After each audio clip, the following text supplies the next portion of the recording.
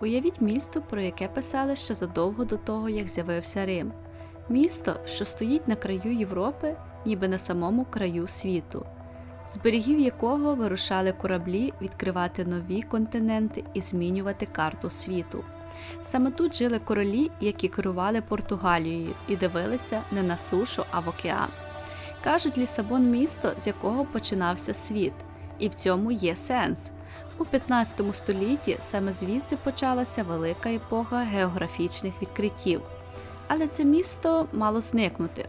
У 1755 році один із найстрашніших землетрусів у історії Європи майже стер Лісабон з лиця землі.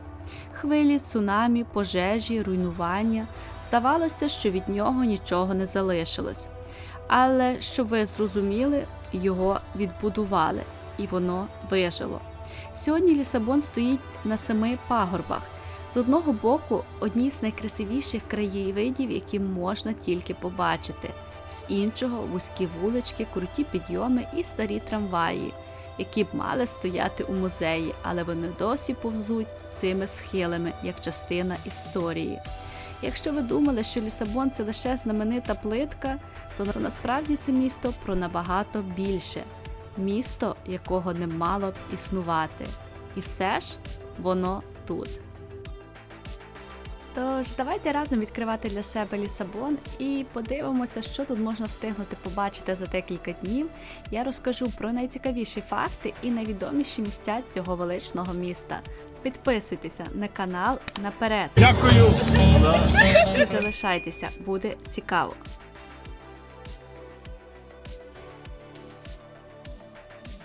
Тож, сідайте позручніше, беріть попкорн і поїхали дивитися цю пригоду. Перше, про що варто сказати, коли мова йде про Лісабон, це про аеропорт, який розташований всього близько 7 кілометрів від історичного центру міста. І це робить його одним із найзручніших великих аеропортів у Європі з точки зору локації. Але він однозначно має дві речі. Перше, коли літак заходить на посадку або злітає, він буквально пролітає над житловими кварталами, вузькими вулицями старого міста. Таке розташування має свої плюси і мінуси. З одного боку, це дуже зручно для туристів. Якщо ви сидите біля вікна, перше, що ви бачите, неймовірні краєвиди Лісабону з висоти пташиного польоту. І друге, через 20-30 хвилин після приземлення ви вже можете пити каву в центрі міста. З іншого боку, для місцевих це не завжди приємно. Шум літаків, запах пального, постійне пролітання – це частина повсякденного життя жителів. І багато хто навіть протестує, бо літаки пролітають прямо над дахами будинків. Чому так вийшло? Аеропорт побудували у 1942 році, ще до того, як місто так розрослося. Тоді не думали, що Лісабон колись стане майже космополітичним мегаполісом із мільйонами туристів. За ці роки з'явилися плани побудувати новий аеропорт в іншому місці, але їх постійно відкладають через високу вартість, бюрократію та затримки в проєктах. Але правда в тому, що літаки над містом – це не крутий бонус для туристів, а наслідок того, як місто і аеропорт історично розвивалися разом. Якщо ви бачите це з вікна літака вперше, це неймовірно захоплює. Літак пролітає прямо над дахами, над трамваями, над вузькими вулицями. Це точно не те, що ви побачите скрізь. А що ще варто знати? Аеропорт складається з 2 терміналів. Термінал перший – основний, сюди прилітають всі регулярні міжнародні рейси. Термінал другий – термінал для лоукост авіакомпаній. Між ними курсує безкоштовний автобус приблизно кожні 10 хвилин, тож перейти з одного терміналу в інший досить легко. Ми прилетіли в перший термінал, і з першого терміналу вже є автобуси, метро, таксі та убери. Ми взяли автобус і вже за півгодини ми були в центрі міста. Якщо говорити про пересування в Лісабоні, найкраще обирати готель у центрі міста, щоб можна було гуляти повсюди пішки.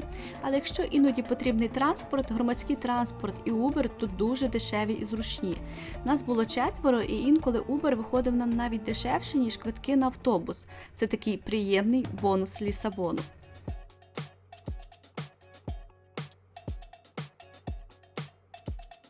І поїхали ми в центр, тому що готель у нас знаходився саме там.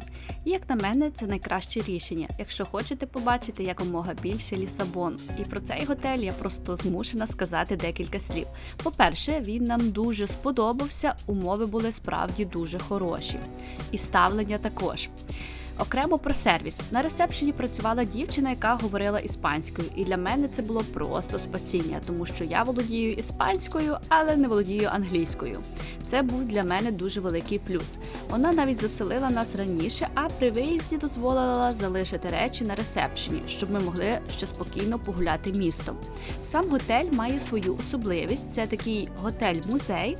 Багато деталей є присвячені футболу, а на сходах можна було побачити ще атмосферні фотографії.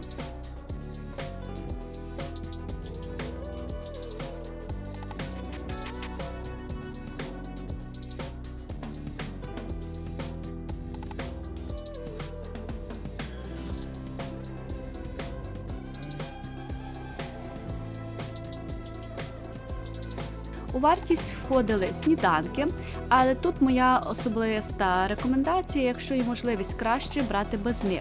Бо в Лісабоні наскільки смачна випічка, що набагато цікавіше буде поснідати десь у місті. У нашому випадку сніданки вже входили, тому в нас не було цієї опції. Щодо ціни. Двохмісний номер із сніданком нам обійшовся в приблизно 150 євро за ніч, і додатково потрібно було сплатити туристичний збір 4 євро з людини за ніч. Ми були 2 ночі, тому загалом це вийшло 16 євро. І я не можу просто не порекомендувати цей готель. Я навіть пообіцяла на ресепшені, що згадаю його в своєму відео. І дійсно, від щирого серця можу сказати, що це дуже хороший варіант для поїздки в Лісабон. Але я думаю, що таких варіантів також в Лісабоні є багато, тому кожен може вибрати на свій смак і бюджет.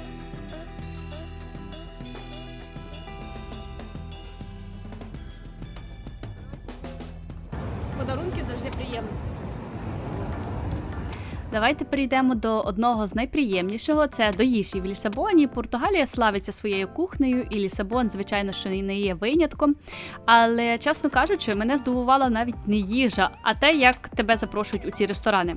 Біля багатьох закладів стоять люди, які буквально кличуть зайти, і іноді виглядає так, що ти просто хочеш підійти подивитися меню, а тебе просто чуть не силою садять за той столик. І, чесно кажучи, особливо мене такий формат навіть дратує. Я навіть не розумію, навіщо таким людям ще й платяться гроші. Але все ж таки в один з таких закладів ми потрапили. Я заказала паею і, скажу чесно, моя паея була неймовірно смачною, я була просто в захваті. Але не всі з нашої компанії були в такому ж захваті, як і я. І чому так закликаю до ресторанів, це тому, що в Лісабоні дуже велика конкуренція між закладами, особливо в туристичних районах. Тому ресторани буквально борються за кожного клієнта. І це така місцева особливість, яка сформувалася разом із розвитком туризму. Але є нюанси. В таких місцях меню часто більш туристичне, іноді трішки дорожче або менш автентичне. Тому, якщо хочете більш місцевий досвід, краще обирати заклади, де немає таких зазивал. Хоча загалом у Лісабоні складно знайти щось несмачне, тут реально багато хороших місць, і це місто просто ідеальне для тих, хто любить поїсти. Що рекомендується спробувати, не знаю, чи правильно вимовлю, це бакаляу. Це їхня знаменита тріска, яку тут готують сотнями способів. Скажу зразу, ми не пробували. Морепродукти, тому що вони, можна сказати, самі свіжі там, і, звісно ж, десерти. А от десерти – це є окрема історія. Усі, хто приїжджає в Лісабон, обов'язково пробують паштел де ната. І ми теж не стали винятком. А ми зайшли в Фабрика де Ната, це дуже популярне місце, де готують ці знамениті тістечка прямо на місці. Це така сучасна мережа, яка спеціалізується саме на паштел де ната, і фішка в тому, що ти можеш буквально бачити процес приготування, яких випікають і дістають ще теплими. За цим рецептом стоїть дуже цікава історія. Насправді цей рецепт створили монахині в монастирі Джеронімос монастирі і Лісбон. У ті часи вони використовували яєчні білки для побутових потреб, а жовтки залишалися, і щоб їх не викидати, монахині почали експериментувати. Так і народився цей легендарний десерт. Але найцікавіше сталося пізніше. Коли монастир закрили, рецепт не зник, його, можна сказати, продали, і він потрапив до кондитерської Pastéis de Belém, яка відкрилася у 1837 році. І саме тут готують ті самі оригінальні тістечка за секретним рецептом, який зберігається до сьогодні. Тому важливо знати, пастель де ната є всюди, але справжні, автентичні чи саме Pastéis de Belém. Багато людей спеціально приїжджають у Лісабон, щоб їх спробувати саме там, тому залишаю вам адрес.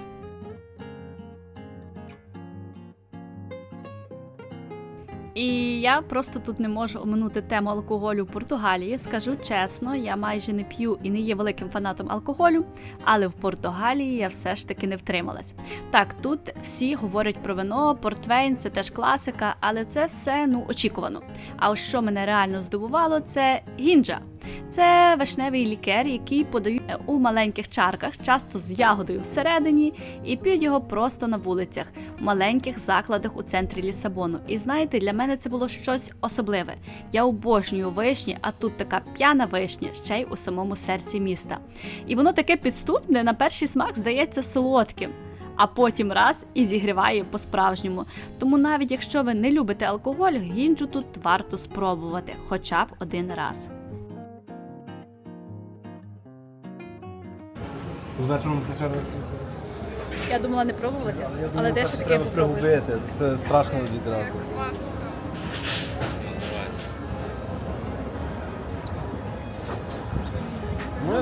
Солодке. Так, на перший смак вона була солодка, але гріла вона мене ще дуже і дуже довго. І такі туристичні заманки Лісабону спрацьовують і заманюють в Лісабон кожного року мільйони туристів.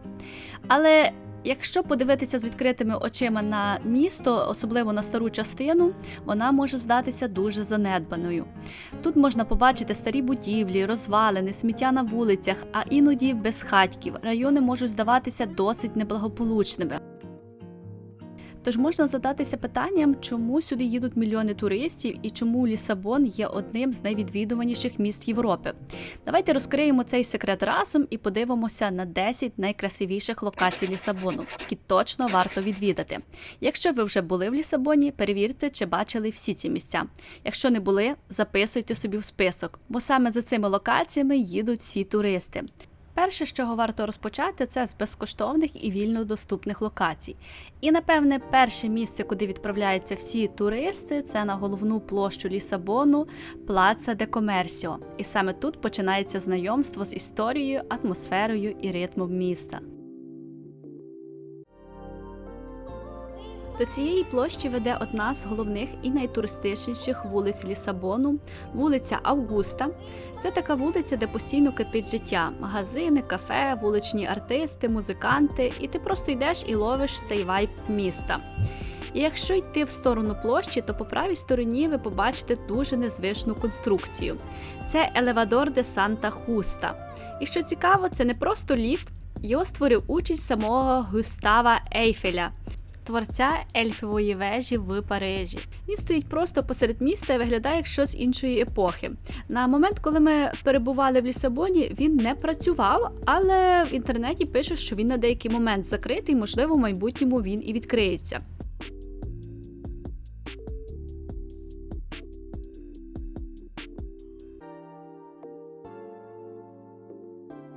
Цією комерційною вулицею доходиться до Плац де Комерсіо, до площі, якої насправді не мало б існувати в такому вигляді.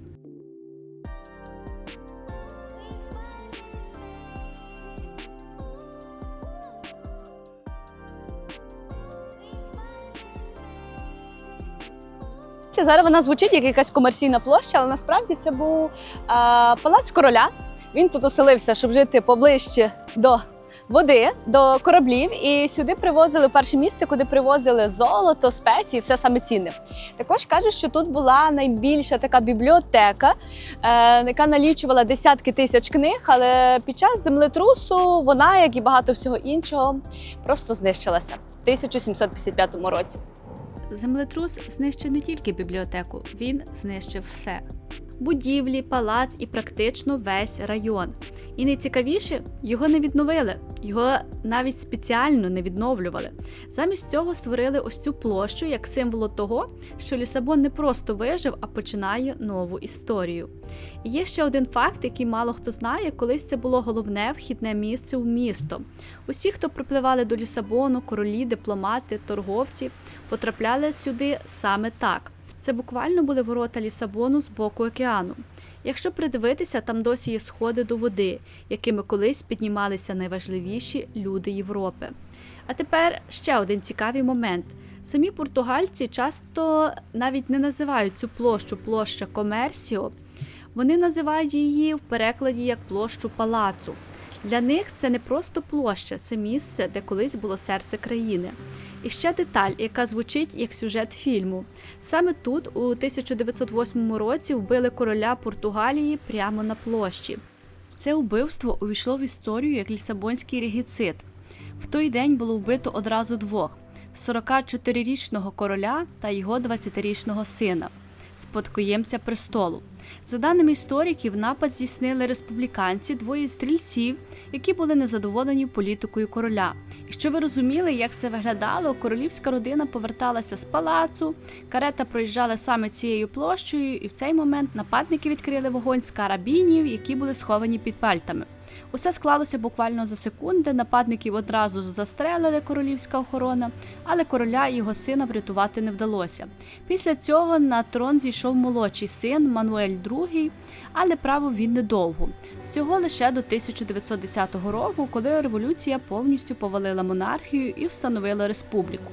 І саме тому сьогодні ми не чуємо про португальських королів. Португалія зараз – це республіка, де влада належить президенту і парламенту.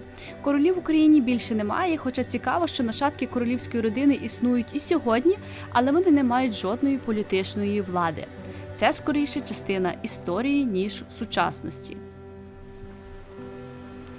Тобто це місце бачило і розкіш імперії, і катастрофу, і новий початок. І сьогодні тут можна просто стояти в місці, де творилася історія.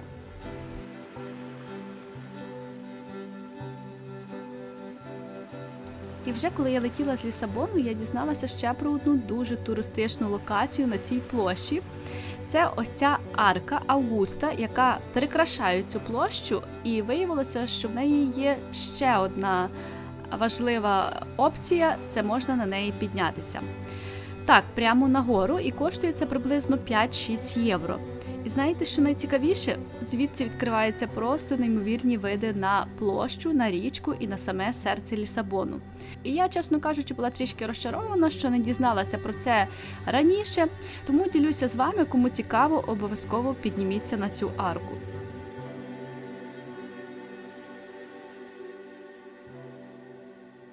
І друге, чим славиться Лісабон, це його легендарні жовті трамваї.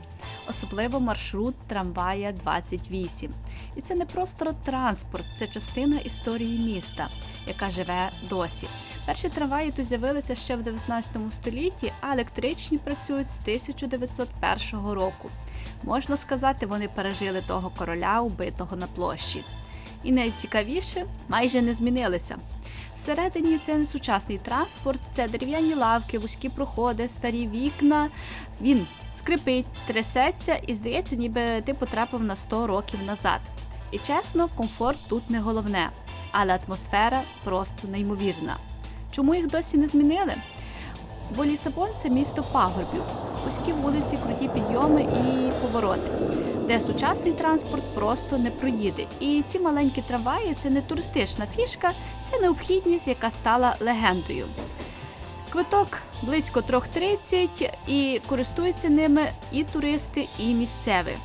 Але він, як і всі інші транспорти, не є на 100% безпечним. Наприклад, у 2025 році сталася одна з найгучніших трагедій у Лісабоні. На одному з таких підйомників система дуже схожа на трамвай, стався серйозний інцидент. Через обрив кабелю вагон просто втратив контроль, злетів вниз по схилу і врізався в будівлю. Внаслідок цього загинуло 16 людей і десятки отримали травми. І найстрашніше це сталося буквально за декілька секунд. Цей випадок дуже сильно підняв питання, наскільки безпечний такий старий транспорт сьогодні. Бо ці трамваї – це не просто естетика, це техніки, які понад 100 років. І хоча серйозні аварії, звичайно, що трапляються рідко, зазвичай це дрібні інциденти. Через вузькі вулиці трамваї інколи зачіпляють машини або будинки. Але незважаючи на це, саме вони створюють той самий Лісабон, який всі хочуть бачити. І моя порада: не обов'язково навіть їхати на них, просто пройдіться вулицями, де вони їдуть. Бо саме там ті самі кадри, які ви бачите в інстаграм: трамвай, вузька вулиця і відчуття, що час зупинився.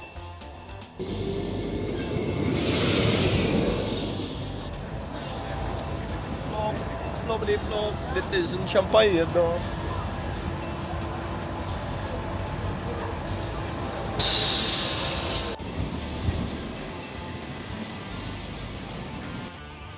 Для того, щоб сфоткатися з цим таким трамвайчиком, я знайшла інформацію, що є один, який стоїть постійно на одному місці, і він якраз створений для того, щоб робити з ним фотографії. І я вирішила піти до нього. Мені йти 2 кілометри, і мені дуже цікаво. Якщо його там не буде, це буде дуже обідно. Подолати 2 кілометри просто так. Але надіюся, він там буде. О, дивіться, їх двоє.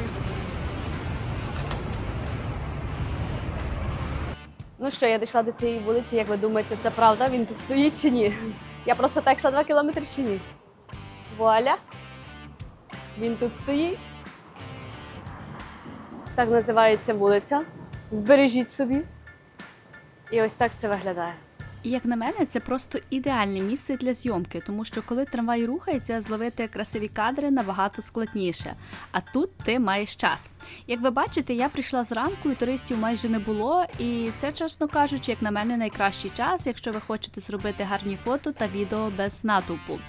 Плюс ще один великий бонус – ця вулиця сама по собі виглядає як готова листівка. Підйом, рейси, будинки по боках і трамвай прямо по центру. І тепер найцікавіше, чому він тут стоїть. Насправді це не зовсім звичайний трамвай, який ви бачили раніше, а фунікулор – елевадор де Біка. І він працює ще з 1892 року. Його створили для того, щоб допомагати людям підніматися цим крутим схилом. Бо пішки це реально непросто. Підйом займає приблизно 5 хвилин і квиток коштує близько 4,20. Як ви зрозуміли, це не спеціально зроблено для туристів, це просто ідеальне співпадіння – старий транспорт, крута вулиця і правильний ракурс.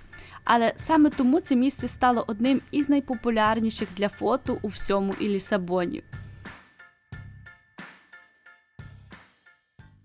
Третя позиція – це одна з позицій, яка, напевно, найбільше мене вразила. Це старе серце Лісабону, район Альфама. Найстаріша частина міста, який понад 1000 років і яка просто дивом пережила землетрус. Тут вузькі вулиці, старі будинки, обшарпані стіни, іноді сміття на дорогах. Місцями може здатися, що ти потратив не в туристичне місце, а в зовсім іншу реальність Лісабону. І тут досі живуть місцеві жителі, часто поколіннями в одних і тих самих будинках. На балконах сушиться білизна, люди спілкуються через вікна, і кожний крок по цих вулицях відчувається як подорож у часі. Цікавий факт, цей район будували ще за часів арабів, тому забудова дуже хаотична, вузькі заплутані вулиці, без чіткої логіки, не скрізь можна заїхати машиною, а життя тут зовсім в іншому темпі. Так, тут можна побачити бідність і занедбаність. Але це не є небезпечне місце, це просто такий старий житловий район. І саме сюди варто прийти, щоб відчути справжній Лісабон, той, який ховається за туристичною картинкою, і який точно вразить кожного відвідувача. Цей район Альфама – це один з таких районів, який найбільше рекомендується відвідати. Але вибачте мене, будь ласка, я трошки навіть боюсь гуляти. Але крім мене і ще декількох туристів, тут більше поки що нікого більше не бачу, навіть самих жителів не бачу. Але не бачу зараз самого дідуся, який сидить ось там на балконі, а ну чи його буде видно. Десь він там собі сидить і гріється на сонечку.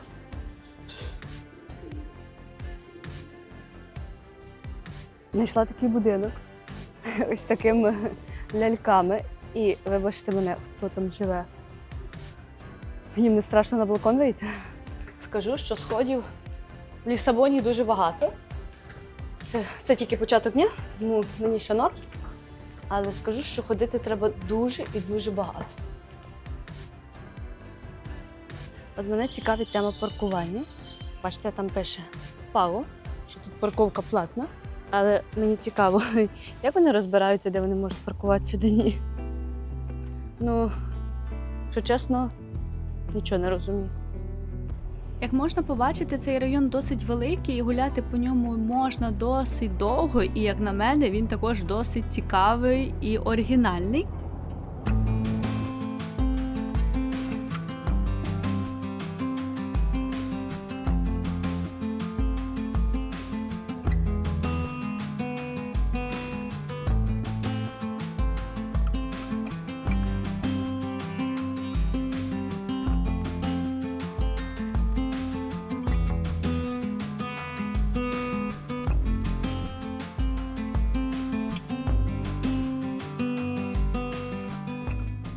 Один з днів, коли ми гуляли, ми випадково побачили дуже дивну ситуацію, коли багато жінок кидали копійку на статую. Це було поруч із церквою Сан-Антоніо на районі Альфама.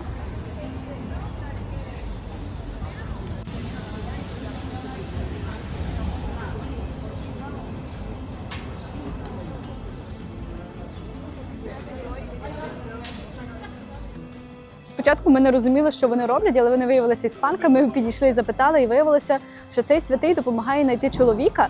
І цей святий тримає книжку так на руках, і треба попасти монетою в цю книжку. Тоді та жінок, яка попала, отримує чоловіка. Але, якщо чесно, вони вже півгодини стараються, і ще ні одна з них не потрапила.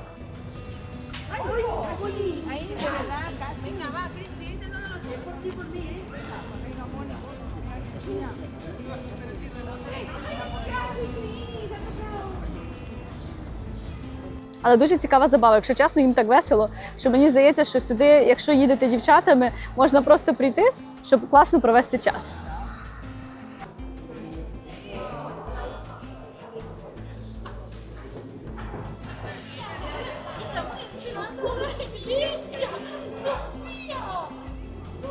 І з часом їх стає тільки більше. Вже навіть чоловіки почали кидати. І це скільки глядачів.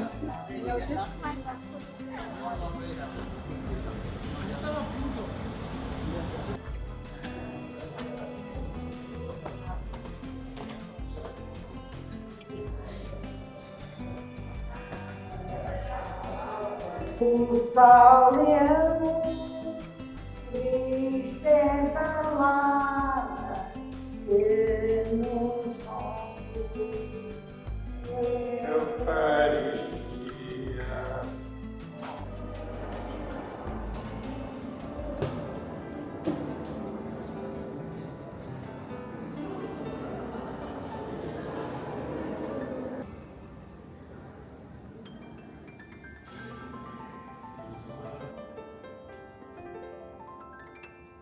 Оскільки Альфама – це найстаріший район Лісбоа, саме тут зосереджені одні з найважливіших історичних місць міста. Тут знаходиться найстаріша церква – Лісбон-катедраль 7 століття, а також один із найвідоміших символів міста – Кастело де Сан-Хорхе. Це замок, звідки відкриваються неймовірні краєвиди. І окрема родзинка району – це магазин з сардинами. Португалія – один із головних світових центрів сардин, і вони є справжнім символом країни. Ці магазини більше схожі на маленькі музеї, дуже яскраво оформлені, креативні, з надзвичайним дизайнами банок, часто навіть із роками народження. Саме тому багато туристів купляють такі сардини як оригінальний подарунок із Лісабону. Хоча місцеві часто кажуть, що для себе краще купувати сардини у звичайних супермаркетах, адже в туристичних магазинах ціни зазвичай значно вищі.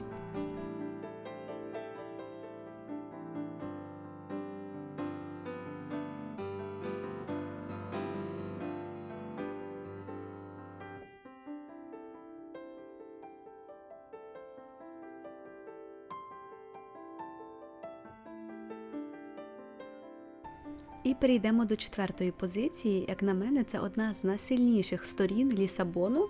Це його мірадори, оглядові майданчики. Мало яке місто може похвалитися такою їх кількістю. Деякі міста не мають навіть одного справді вражаючого панорамного виду, а Лісабон має десятки. І що найцікавіше, точної кількості мірадорів не існує. Вважається, що є близько 16 офіційних і більше 30 неофіційних. І це не випадково. Як я вже говорила раніше, Лісабон стоїть на 7 пагорбах, тому куди б ти не піднявся, всюди відкриється нова особлива панорама міста. Це водночас і великий плюс, і маленький мінус. Плюс у неймовірних краєвидах, які буквально заворожують, мінус у тому, що місто постійно йде вгору і вниз, і для місцевих це щоденна реальність. Перший день в Лісабоні мені було дуже складно обрати, який саме мірадор відвідати, тому що їх, як ви зрозуміли, справді дуже багато. Тому моя порада: не намагайтеся побачити всі, краще обрати кілька і насолодитися ними по-справжньому. Ідеально на одному зустріти світанок, на одному провести захід сонця. До речі, варто заздалегідь перевірити, які мірадори краще підходять для ранку, а які для вечора. Я відвідала, можна сказати, самі відомі мірадори, але якщо ви хочете більш спокійніші, то, напевне, краще вибрати менш відомі, тому що можливо, вам не сподобаються такі натовпи. Звичайно, що сонце зустрічати приходить менше людей, але захід сонця може вас вразити, тому що людей приходить скільки, що ви там як ті сардини будете в Лісабоні. Я особисто змогла відвідати 4 мірадори, і один з них був платний, тому про нього ми поговоримо пізніше, і 3 безкоштовних. І найбільший, який мені сподобався, це, звичайно, що буде мірадор де Санта Лусія. Цей оглядовий майданчик, як на мене, є самий найінстаграмніший. Я прийшла на нього, коли встає сонце, і скажу, що, напевне, я трішки запізно ще й прийшла. І, якщо чесно, види просто неймовірні. Знаєте, деякі міста не мають навіть одного оглядового майданчика, а це має досить багато. І навіть трішки складно вибрати, на який піти, якщо мало днів. Всі, звичайно, що не вийде відвідати, тому треба вибирати найкращі. Цей оглядовий майданчик не займає перше місце в Лісабоні, але входить в число найкращих. І, як на мене, він є дуже унікальним, тому що він є прикрашеним ажулежу, це такою португальською плиточкою, як ви можете побачити, білосиньою. Також ці арки і обвитий виноград дає йому ще такої більшої романтичності і казковості. Багато хто сюди приходить просто помріяти, подивитися на красиві види. Як на мене, найкраще сюди приходити на захід сонця, хоча і зранку, як ви можете побачити, людей майже немає. І це більш таке історичне місце, тому що воно формувалося досить довго, і, як ви бачите, багато плитки вже й повідпадало, воно більш трошки таке занедбане трішки, але в цьому і є його красота і історія. Перший день, коли ми приїхали, падав дощ, і ми потрапили на цей оглядовий майданчик. І хоча не було заходу сонця, атмосфера тут була просто неймовірна.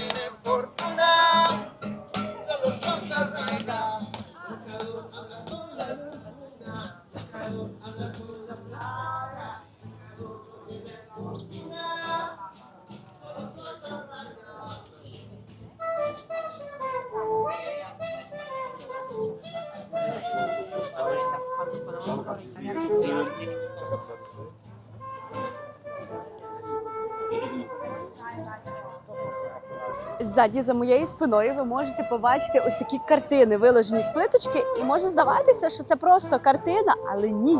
Це історичний момент, і в кожній картині закладено щось, якась подія історична. І, знаєте, по Лісабоні їх є декілька, їх можна шукати по різних місцях. І це дуже цікаво, ця одна з самих таких великих, самих красивих, входить, мені здається, в 5 або в 10 найкращих. Як вам таке? Ну, знаєте, іменно фотографії на фоні ось таких картин, коли вдітися якесь плаття, типу щось таке біле, голубе, дуже красиво. Багато бачила туристів, що вдіваються іменно біле або щось з голубим. І це якраз ідеально. Ну, це сьогодні не під мій спортивний стиль. Double shot for the gifted. One more for us. There you go.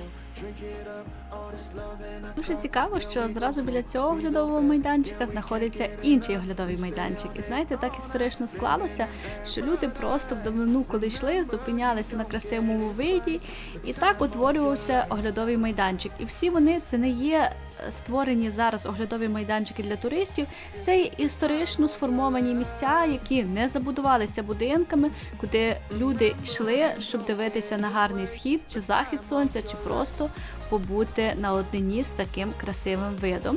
І просто подивіться на цю красоту і як її можна просто оминути. І зручно те, що гуляючи, навіть не треба сильно вводити в карті, куди йти. Гуляючи, ти можеш просто, йдучи за туристами, побачити такі красиві місця. Цей оглядовий майданчик називається Пуерто дель Соль. Він знаходиться просто зовсім близько від Санта-Лусія. З Санта-Лусії його навіть можна побачити. І якщо ви вже гуляєте біля Санта-Лусії, обов'язково відвідайте і цей, тому що тут ви побачите місто вже з іншого ракурсу, і чесно, вид тут не менш вражаючий, а наоборот ще більш масштабний. І я би обов'язково включила цей мірадор у список для відвідування.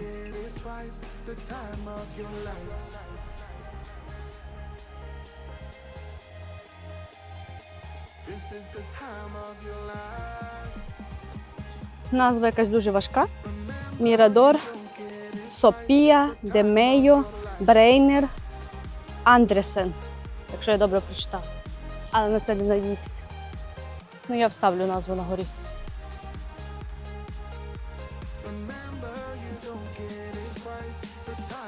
Ставила коротшу версію португальської назви цього мірадору, тому що повна версія є досить довгою.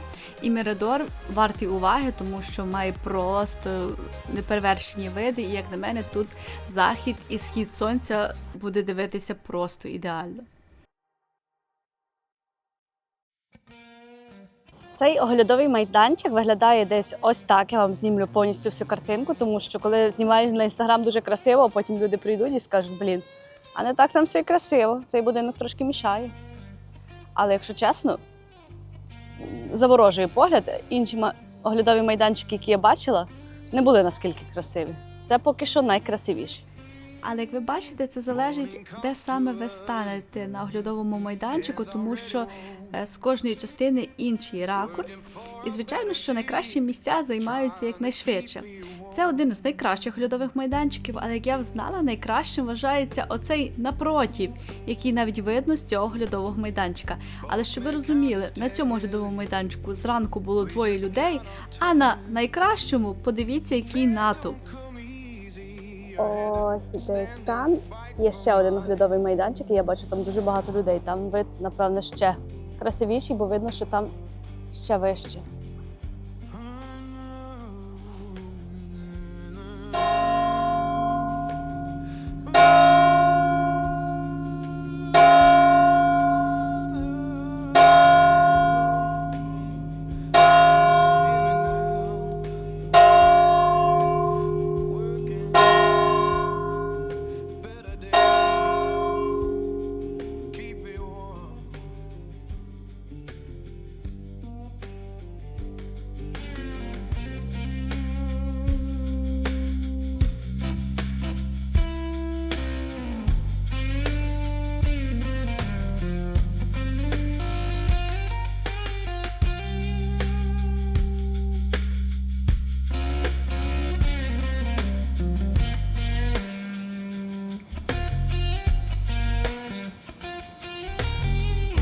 people talk about difference, but I just see the same.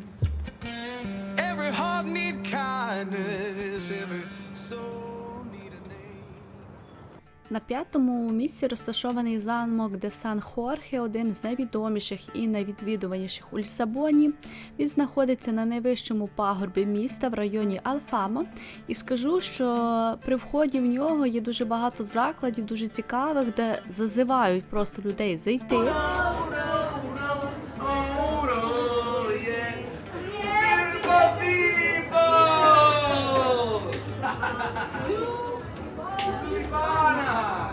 Why not Polifana? The new girl. Come on, let's take it. І атмосфера вечором тут просто неймовірна. Ми приїхали майже при закритті замку, тут є свої плюси і свої мінуси, але ми змогли зустріти тут найкращий захід сонця.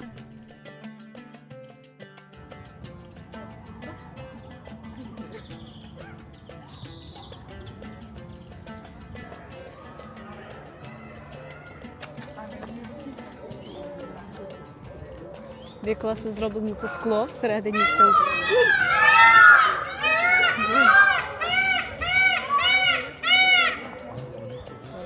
І так, на території замку живуть павліни, і ми їх побачили навіть за територією замку, просто на вулиці вони гуляють так, ніби це їхня територія, і зовсім не бояться людей. А ми першим ж ділом відправилися в музей.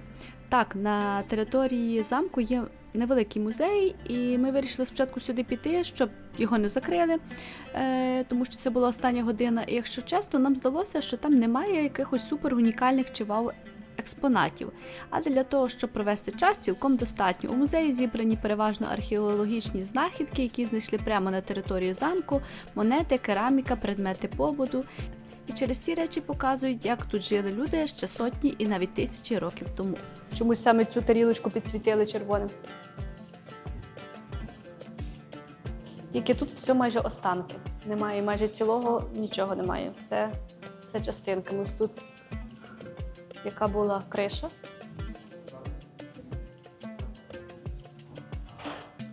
Ця навіть мала візерунок. Це була дорога. З вулиці на початку ми сюди зайшли.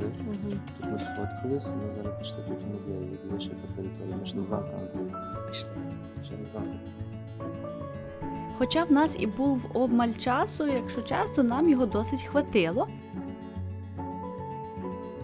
І цікава сама історія цього місця, тому що цьому замку вже понад 1000 років, але якщо враховувати перші кріплення, то люди жили тут ще з часів до нашої ери. Сам замок був побудований маврами приблизно у 11 столітті як потужна фортеця для захисту міста, а вже в 1147 році його захопив перший король Португалії і замок став королівською резиденцією. З часом він втратив свою роль палацу і використовувався як військова база, в'язниця і навіть архів. А після землетрусу у 1755 році частково зруйнувався. Саме тому сьогодні він виглядає як не ідеальний замок, а більше як старовинні стіни і руїни. Але в цьому і є його атмосфера.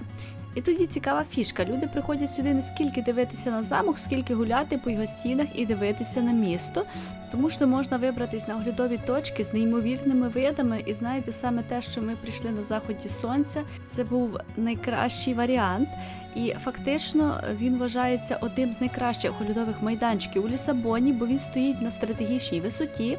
Саме тому його будували тут, щоб контролювати все місто і річку. І є навіть легенда, що під час захоплення замку один лицар пожертвував собою, щоб відкрити ворота, і завдяки цьому місту вдалося взяти. Сьогодні це місце поєднання історії, атмосфери і найкращих видів у місті, особливо на заході сонця, коли весь Лісабон стає золотим. Але звичайно, що це місце є платним, тому також треба враховувати, що людей буде на оглядовому майданчику набагато менше, чим на безкоштовному оглядовому майданчику. Тому тут є свої плюси і свої мінуси. We were sparks on quiet streets, two hearts finding where to meet. But life pulled us apart, left me talking to the dark. If I called you tonight, would it feel the same?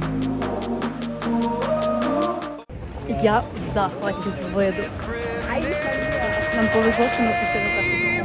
Take me back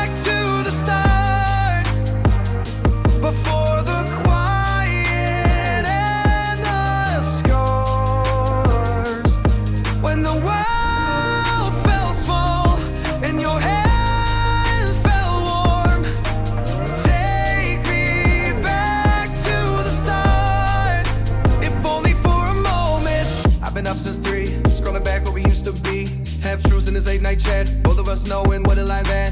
Funny how we talk like we're fine, but your name still lives in my rhyme. Take me back to the start, before the quiet and the scars.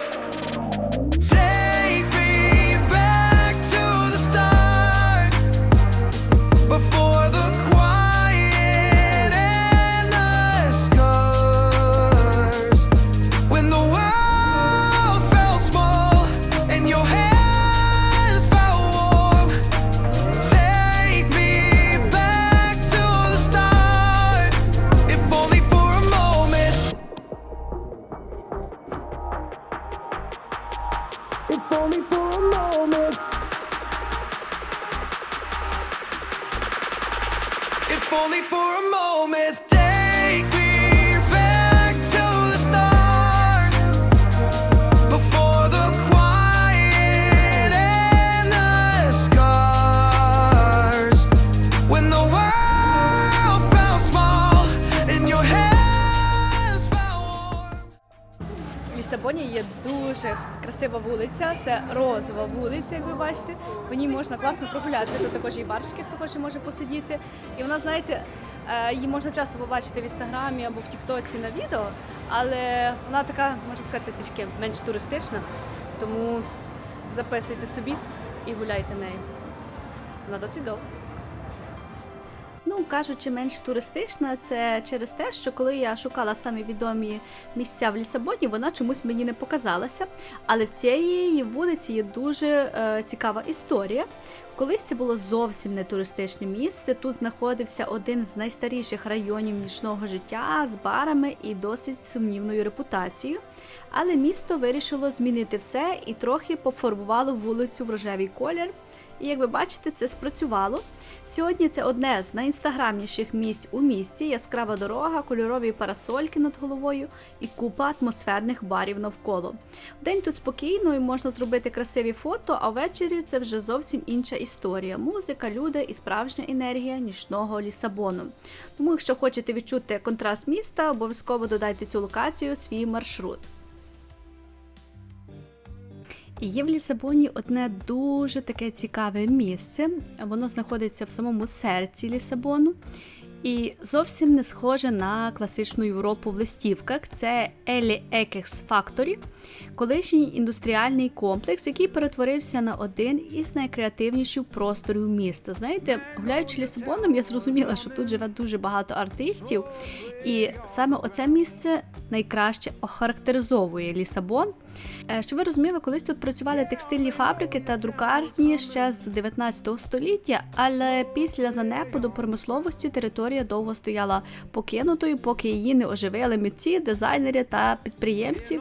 Таких митців видно по всьому Лісабону, а ось саме тут так найбільш чітко це видно. Сьогодні El Ekis Factory – це понад 50 креативних просторів, це бари, ресторани, дизайнерські магазини, галереї та студії. І, що найцікавіше, багато будівель зберегли свій індустріальний вигляд, графіті на стінах, металеві конструкції та атмосфера старого заводу. Тут знаходиться культова книгарня Лєр Девагар, яку часто включають у списки найкрасивіших у світі. Вона розташована в колишній друкарні, а всередині величезні книжкові полиці до стелі, старі друкарські машини і навіть інсталяція у вигляді літаючого велосипеда. Скажу чесно, тут можна гуляти просто як по музею.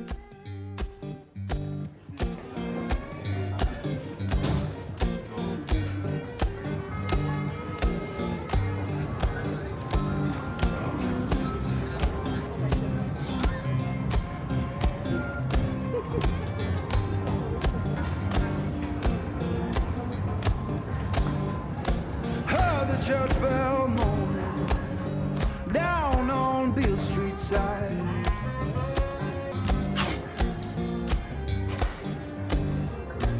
Heard the church bell moaning down on Beale Street side. Sounded like forgiveness for the tears I try to hide.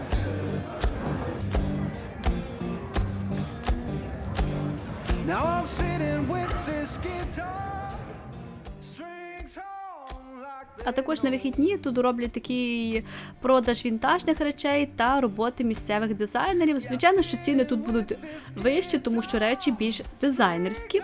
Аж що увечері це місце оживає ще більше. Тут жива музика, діджеї, бари з терасами та люди з усього світу. Це місце, де легко загубитися на кілька годин або навіть на цілий день, залежно від ваших вподобань. Ще один цікавий факт: Екіс Факторі знаходиться прямо під знаменитим мостом Лісабону, який нагадує дуже сильно міст у Сан-Франциско. Завдяки цьому місце має особливий урбаністичний вайб. І також, якщо ви вже добралися до цього місця, тому що воно знаходиться трішки віддалено від старого центру міста, то також варто прогулятися по набережній під мостом. І ось так вона виглядає.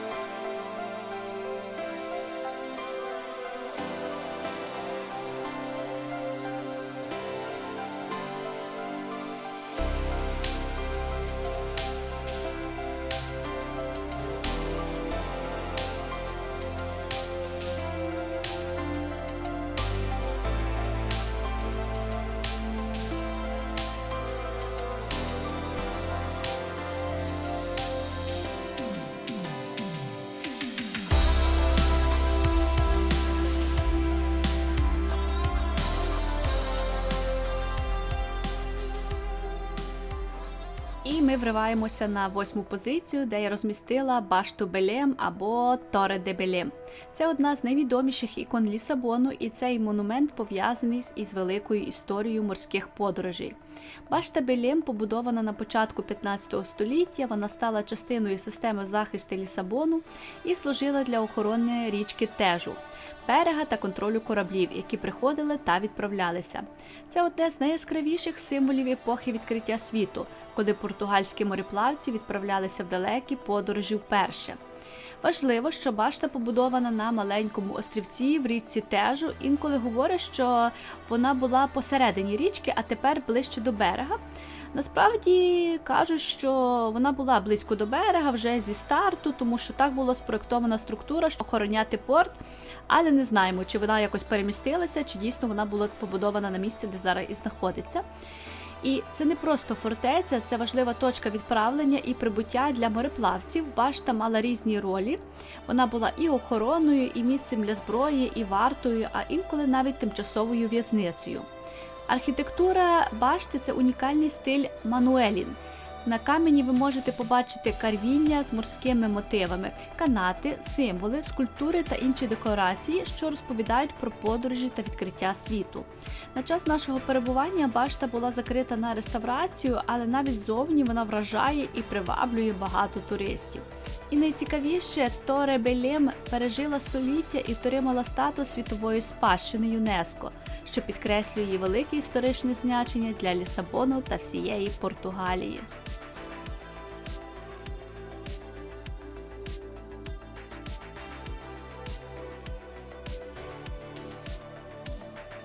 Ця локація знаходиться досить далеко від міста, десь 7 кілометрів від центру. На машині нам 9 писало, ми Uber заказували, але скажу, що вона вартує того, тому що вид неймовірний. Зараз видно, що її реставрують також, але навіть з цим вона дуже красива. І туристів дуже багато, я вам скажу.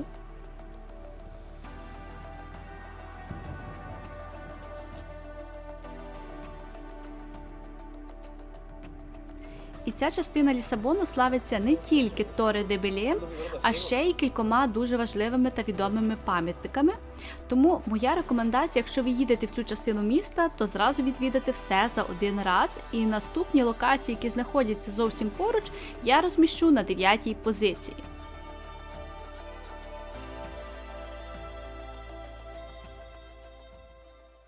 переходячи до 9-ї позиції, хочу сказати, що ця частина Лісабону, вона якась така більш велична, більш така модерна, навіть я би сказала. І якщо спускатися від башти Белем вздовж набережної, то по дорозі можна побачити цікавий сучасний арт-простір. Це музей мистецтва, архітектури та технологій. Туди можна зайти на територію безкоштовно, прогулятися і піднятися на дах, звідки відкриваються дуже красиві види на річку, тежу і міст. Просто випадково зайшла сюди і скажу, що тут такі красиві види. Ну просто капець. Знаєте, хто хоче фотографію біля пальм, також дуже багато зелені, біля якої теж можна гарні фото зробити. Трішки далеко, звичайно, що від центру. Якщо їхати спеціально, ні, але якщо просто вже по дорозі, то треба зайти.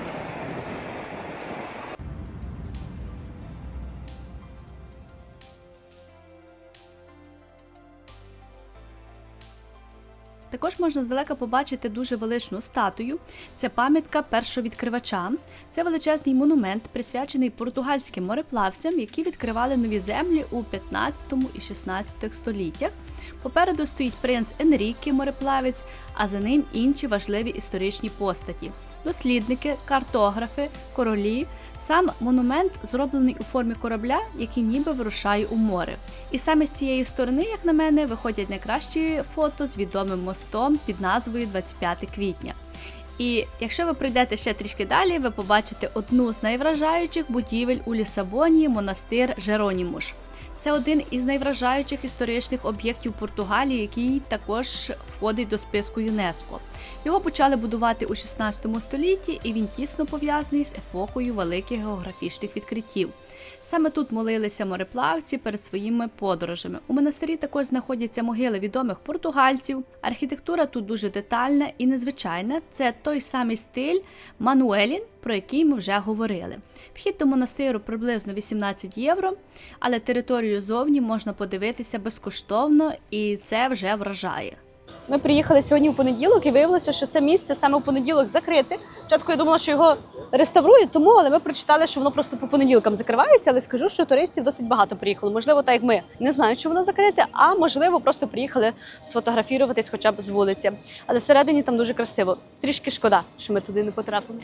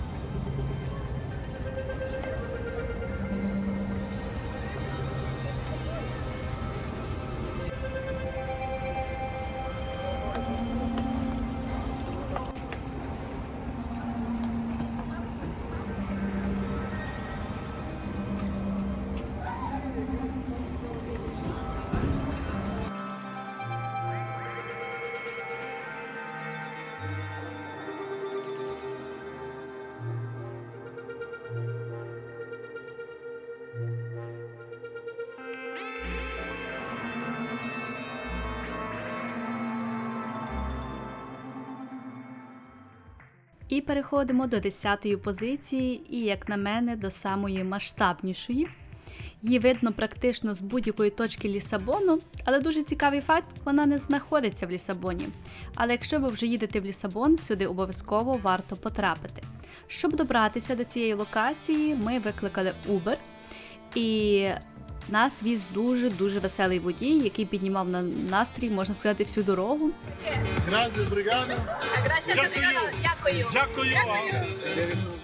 Тому дорога пройшла дуже весело і приємно. І сама дорога вже була як окрема пригода, тому що ми проїжджали відомий міст 25 квітня. Це один із найвідоміших мостів у Європі, і дуже часто його порівнюють з мостом у Сан-Франциско, тому що він дійсно дуже схожий. І це не є випадковість. Міст будувала та сама американська компанія, яка брала участь у будівництві моста Golden Gate. Його побудували у 1966 році, і спочатку він мав іншу назву, але після революції у Португалії його перейменували на честь дати 25 квітня. Довжина мосту має більше 2 кілометрів, і він є одним із найдовших підвісних мостів у Європі. Він є трішки менший, ніж Golden Gate у Сан-Франциско, але виглядає дуже схоже, особливо через свій колір і конструкцію. І коли ти їдеш по ньому, це прямо відчувається масштаб і велич цього моста. Як на мене, це не просто міст, це ще один символ Лісабону. І, можливо, дехто з вас вже навіть догадався, що це за локація. Це статуя Ісуса Христа Крісто Рей.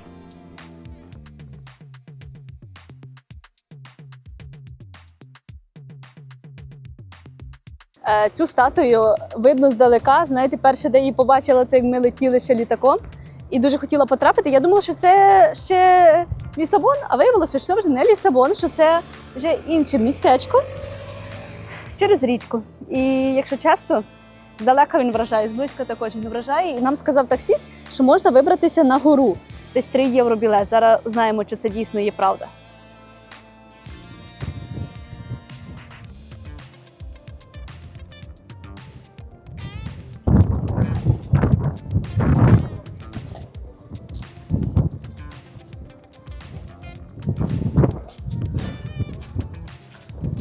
А тут пише навіть 7 до 7 років безкоштовно пише, 12 років 3 євро і 13 років 8 євро коштує. 8 євро за людину пише, що коштує.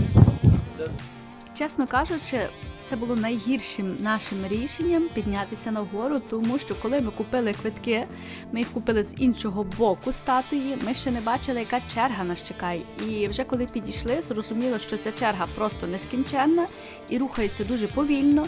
І найцікавіше, вона стояла в тіні, плюс дув дуже сильний вітер, і нам було наскільки холодно, що стояти було просто нестерпно.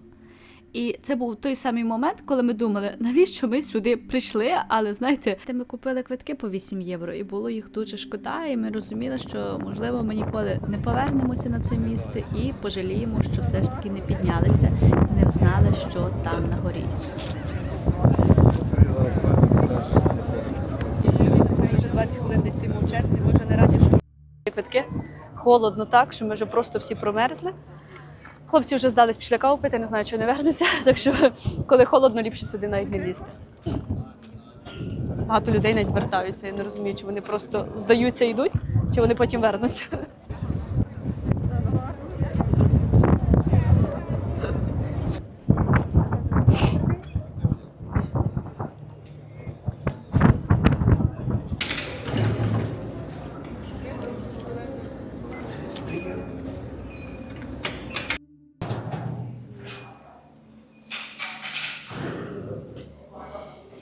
Я що не казала, там якісь грати.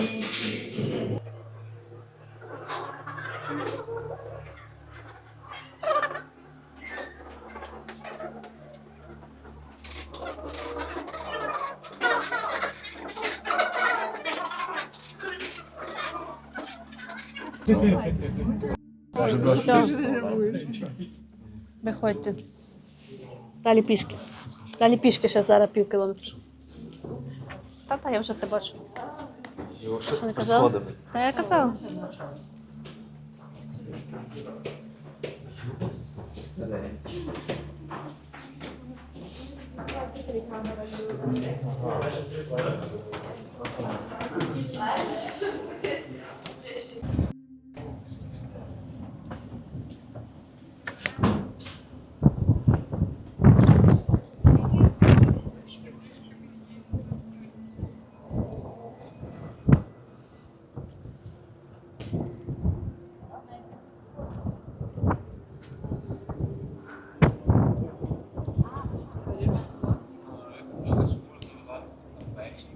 Ми прочекали більше години в черзі, намерзнулися так, що просто не знаю, чи ми завтра не захворіємо.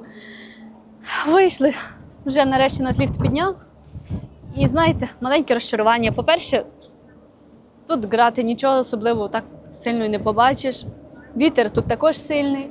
Але насправді у мені говорив спорчений настрій, тому що я сильно перемерзла, але велич цього місця просто неможливо передати словами. Дуже цікаво, що цю статую побудувала влада Португалії, вдячність за те, що Португалію наторкнулася Друга світова війна. І Висота цієї статуї 110 метрів. 110 метрів. Просто стояти на такій висоті цікаво. Якщо б не була велика черга людей на вході, то, звичайно, що я рекомендую зайти, бо де ще ви будете стояти на такій висоті разом з Ісусом. Але якщо придивитися уважніше, ми можемо помітити, що статуя Христо Рей у Лісабоні трохи нагадує знаменитого Христа Спасителя у Ріо-де-Жанейро. І це не випадково. У 1934 році кардинал Мануель Гонсалвеш Сережейра, патріарх Лісабону, відвідав Бразилію і побачив величезну статую Христа. Вона його так вразила, що він захотів створити щось подібне в Португалії як символ віри і подяки Богу. План здійснили через кілька років. У 1940 році єпископи вирішили, що якщо Португалія залишиться мирною під час Другої світової війни, вони побудують монумент на честь Божої вдячності. Землю придбали у 1941 році, заклали фундамент у 1949 році, а офіційне відкриття відбулося 17 травня 1959 року. І для розуміння, ця статуя має 110 метрів, що робить її найвищою і найпопулярнішою статуєю Португалії.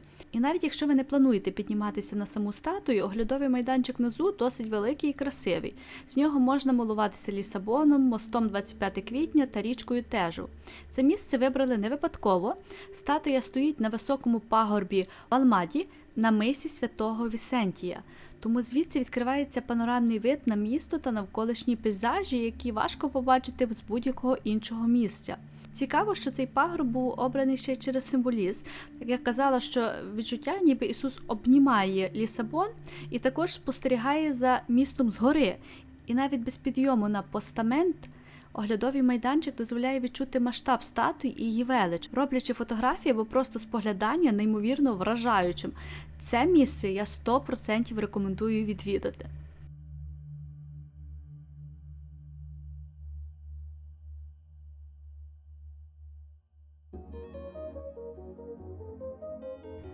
Давайте зробимо висновок про Лісабон. Як на мене, для міста, яке колись мало перестати існувати через страшний землетрус, у ньому сьогодні занадто багато життя, занадто багато душі. Уявіть собі, його могло просто не бути, але воно є і не просто є, воно живе, дихає і надихає. Лісабон занадто творчий, занадто справжній. Тут нічого не ідеальне, трамваї скриплять, будинки трохи облуплені, вулиці хаотичні. Але саме в цьому і є його магія. І саме за цим сюди їдуть мільйони людей. За цими відчуттями, за цими оглядовими майданчиками, за моментами, які запам'ятаються і які неможливо повторити ніде більше. Зараз 3 година ночі, я сиджу і монтую це відео і розумію, що можу говорити про Лісабон ще дуже і дуже довго. І показати ще набагато більше. Але напевно це той випадок, коли краще просто сказати одне: я точно хочу сюди повернутися. Якщо ви плануєте поїздку в Лісабон, одразу беріть більше днів, бо за 2 дні ви його не відчуєте. Бо це місто, яке можна відкривати знову і знову, і здається, тут ніколи не буває нудно. І знаєте, деякі міста ти просто відвідуєш, а Лісабон ти проживаєш. Але не все те золото, що блищить. Якщо говорити про Лісабон як туристичну точку, то, як на мене, це ідеальне місце, щоб відвідати. Але давайте поговоримо і про іншу сторону, не таку очевидну. Для країни, де близько 300 сонячних днів на рік, Португалія займає перше місце в Європі за рівнем депресії. Близько 12% населення мають хронічну депресію, і це значно вище середнього по Європі. Португалія стабільно виходить у топ-1, топ-2 країн Європи за цим показником, а приблизно 22-23% людей стикаються з психологічними розладами протягом року. І ще один факт, який може здивувати. Жінки тут страдають значно частіше, ніж чоловіки. Тому що, як на мою думку, найбільша депресія – це, звичайно, що через економічну ситуацію. Можливо, ще також, що Лісабон – це місто відчуттів, а відчуття – це не завжди тільки про щастя. Те, що для нас виглядає як магія, для когось це щоденна реальність. І, можливо, саме тому Лісабон ідеальний, щоб приїхати, відчути, надихнутися, але це зовсім інше жити тут щодня. Напишіть у коментарях, чи хотіли б ви жити в Лісабоні, чи приваблює вас це місто, і чи не лякав вас район Альфама так само, як і мене. І які враження залишило у вас це відео. Дякую, що додивилися до кінця, побачимось у наступній пригоді. Пока!